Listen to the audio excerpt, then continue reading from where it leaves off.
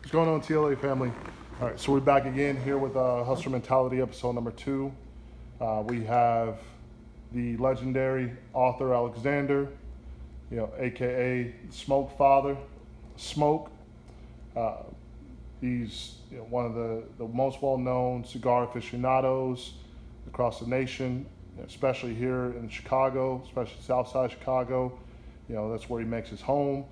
You know, we have him here. We have him trying out the George Strait Honky Tonk Encore Edition. So we have him that, and then we have a couple of sticks here exclusive to Tobacco Plus, which is what the store that he manages. So you want to let us know what sticks you have us pairing this with? Well, you know what? I was going to pair it with our 6x60 box press, which is a new blend for us. It's got a little bit more Ligero tobacco in it, so it makes it a little bit stronger, a little bit more bolder. But I think what I'm really going to pair it with is the 708 Wild Cigar. So the Wild Cigar is Dominican filler and binder, and it's got a Sumatra wrapper on it. And when we came up with this blend, we were asking the guys, to rate the cigar and maybe think of a name for it. And everybody that lit this cigar up, the first thing they said was wow. So we call it the Wow. And it's only sold here at Tobacco Plus. So it's a nice, smooth, mellow cigar. I wouldn't say it's medium body cigar, but great taste. And every time I smoke one, that's the first thing I say is wow. Oh yeah. Well, you gave me that, and I actually ended up smoking it on Saturday. Yeah. And I actually posted about this, and that literally was the first thing I said myself. It was like, this is absolutely amazing. As soon as I lit it up, I'm like, this is burning at the perfect speed. Like, this is gonna last me a couple hours. Absolutely. It's gonna be an absolute amazing smoke. I want to smoke it all the way down to the stub until my fingers start to burn, which is what I end up doing. But it was absolutely amazing stick. He also was giving me it's called the Ziad. So that is a 16-year-old cigar that was put together by this gentleman who ordered 350 boxes. And what happened was he passed out 50 boxes to his vendors as Christmas gifts 16 years ago. And so they sat in a warehouse, and some kind of way somebody threw a tarp over them, so they sat there for like 16 years. And so they really, really mellowed out. And it's a great cigar. I mean, like cigars are like wine. The more they age, the better they get. Oh, this is absolutely delicious. It's absolutely delicious. So this is what we're pairing with this. Go ahead and take a sip of the Código 1530. Let me know your initial taste and your initial opinion of it. Wow. Okay, it goes with the cigar. Wow. Yes. I'm not a tequila drinker by no means, but this is really, really good tequila. Wow. Yeah. I can taste the agave in there. I'm not a drinker, period. So, but matter of fact, it's probably been about 31 years since I had a drink, except for I kind of had a few sips on my birthday this year that just passed. It's October. So.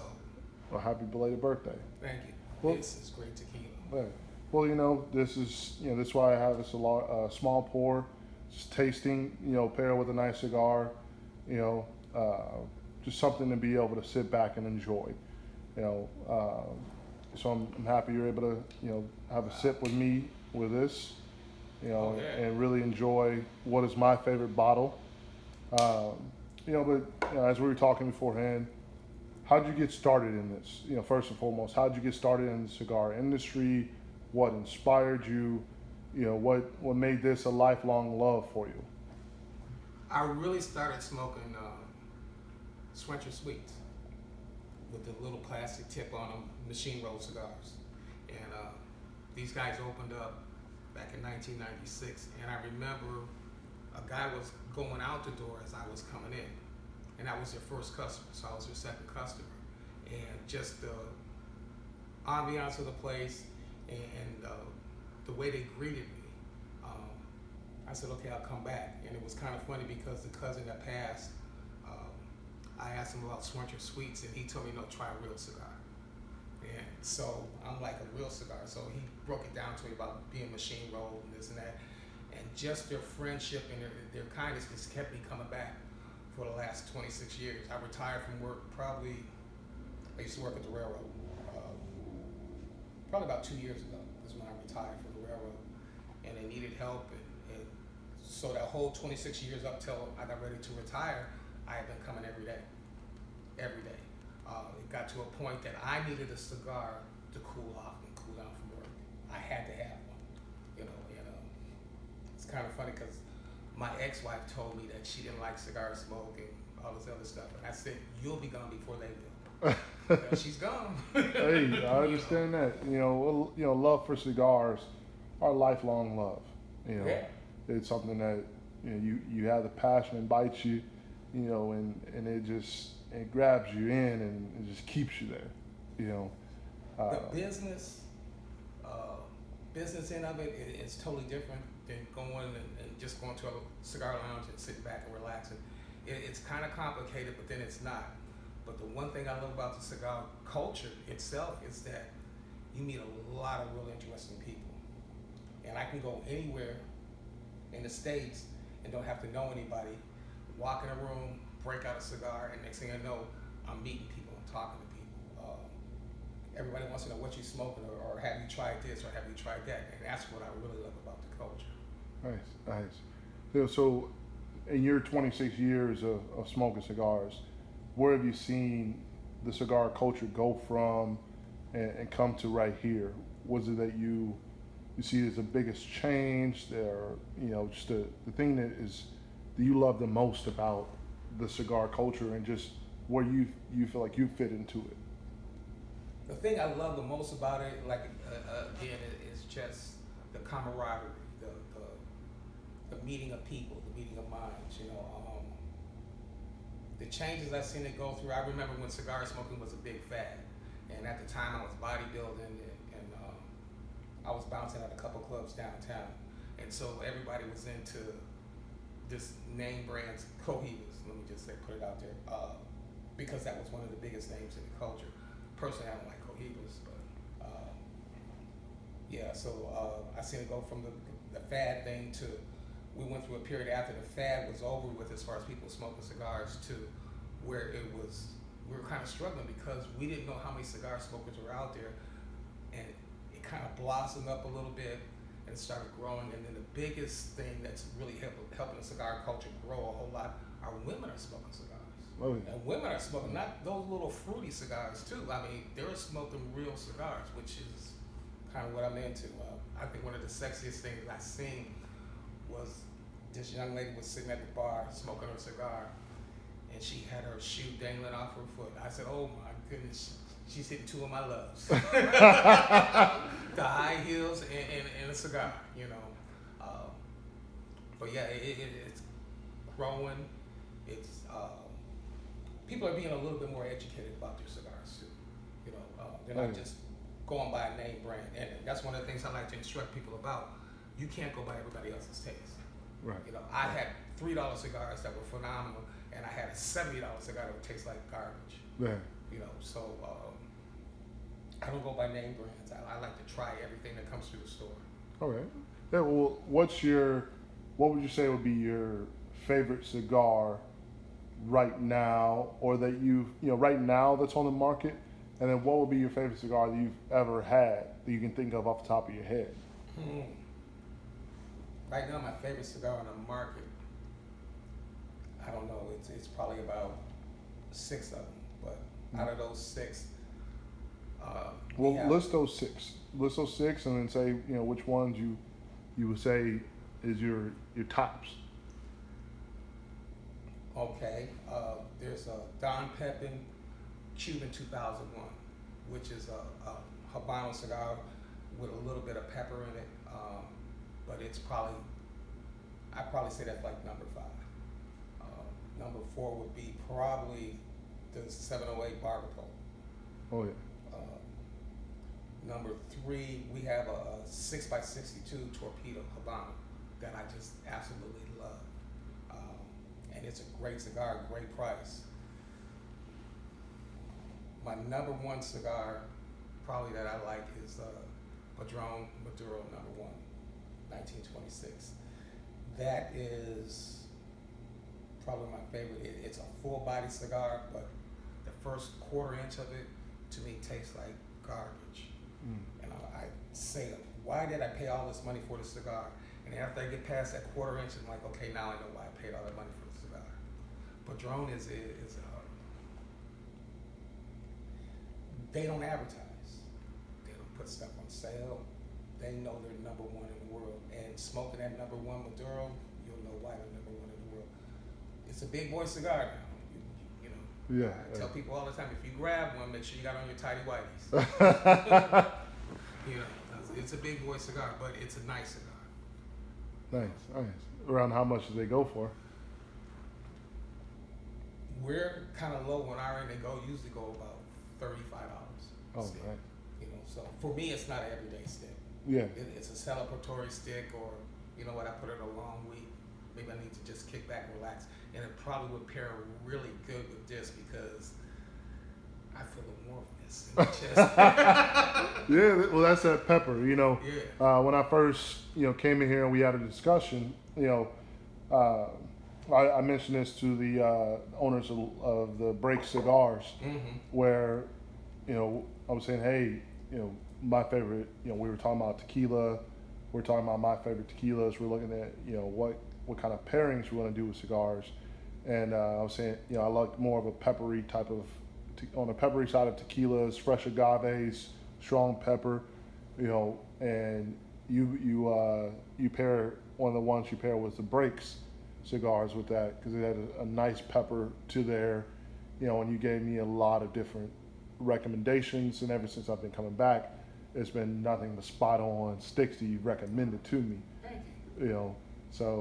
So you definitely been, instrumental to my growth in this game, my growth in cigar knowledge, and also instrumental to just the influence of this company. So I want to first off thank you for that. Second off, so you're big in cigar culture, especially here in Chicago. Where are you seeing, especially in the African American community? I had a conversation with a gentleman outside just a couple minutes ago before we spoke. He was saying, just talking about the growth of cigar industry, just how it was a rich man's game at first, and and we were really kind of blocked out of it. So can you give us kind of your education on just where Chicago cigar culture was when you first came in, and how it has grown, where it's at now, how you're liking it? Just give us your thoughts.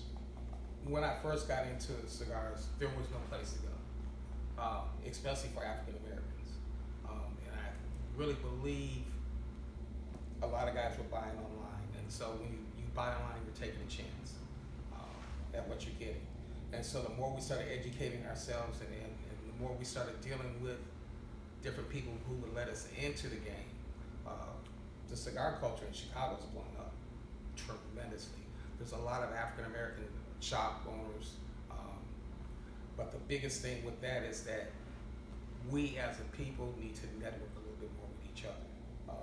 One of the things that I'm trying to do here, I am doing here, is that I'm looking for African Americans who start their own cigar lines, or who have their own company, because I want to feature their stuff, because we started out with nothing either. We had nothing here as far as Tobacco Plus, and it was a struggle for 22, 23 years, and it's still a struggle, but it's not as bad right now.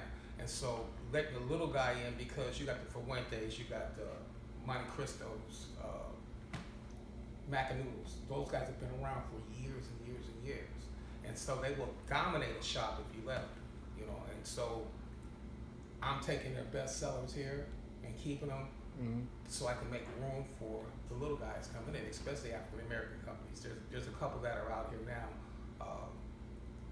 Since the pandemic, I really lost touch with one guy, so I don't know if he's still in the game or not, But I want to do business with African American companies. I want to do business with African American shops. You know, just because we have a shop here and you might have a shop down the street there or whatever, or a couple miles away, we can still talk and we can still coordinate. You know, one of the biggest things that I've seen other cultures do is that they get their supplies, they buy them together as a group, and then they split them up. So there's more volume and money in buying a truckload than buying 2 or 3 boxes here and there. So let's get together, let's do some stuff, you know, where we can, okay, I need 10 of these boxes, I need 5 of these boxes, you need 10, so okay, let's go ahead and get 40 of them and split it up, you know.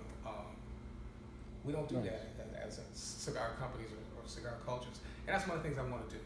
I want to really just kind of branch out and do a lot of networking.